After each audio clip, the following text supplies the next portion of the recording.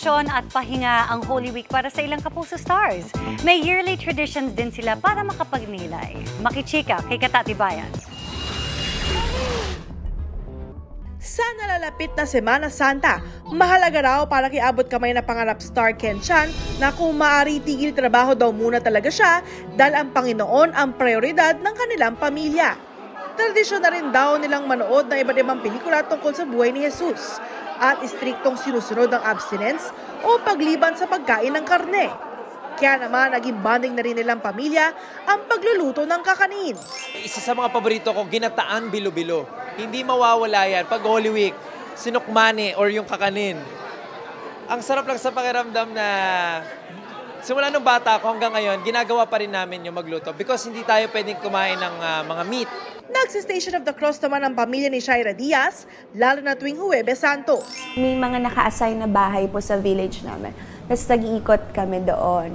Tapos kapag meron ding parada, yun, sumasama kami doon every Sunday. Kapag kunyari Easter na, so yung salubong, sumasama kami doon. Sinimulan to ng lola ko. And then, yung wala na yung lola ko, syempre gusto namin ipagpatuloy kung ano yung nakasanayan namin nung nandyan pa siya. Visita iglesia naman sa iba't ibang simbahan ang ginagawa ng pamilya ni Althea Ablan at Princess Aliyah. Siyempre, pag meron kang problem, meron kang mga kailangan, talagang andyan si Lord para sa iyo eh. Talagang kahit ako, pag kailangan ko ng tahimik na oras, si Lord lang talaga kinakausap ko kasi alam mo yung iba, yung feeling na makakausap mo si Lord tapos magbibigay na lang siya ng sign. Tradition po kasi namin every time, sasama ako sa lolo't lola ko and bibisita kami ng mga iba't ibang church from different places. So ayan, na-excite ako kasi ilang years na din namin yung di nagagawa since pandemic. So Kapayapaan para sa lahat ang dasal naman ni Encantadia Chronicles Sangre star Kelvin Miranda. Bukod sa mga sakripisyo, nakagisnan na rin ni Kevin ang pagmumotor tuwing Holy Week kasama ang mga kaanak. Respeto sa tradisyon. Yun, nag-fasting, nagdinilay-nilay kami kapag Holy Week talaga.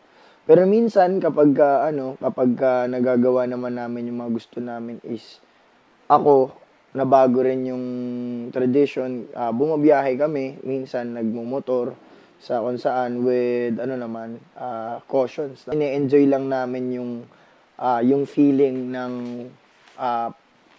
payapa ang paligid at syempre habang nangyayari yan is nagdarasal pa rin naman kami. Katatibayan, updated sa showbiz happenings.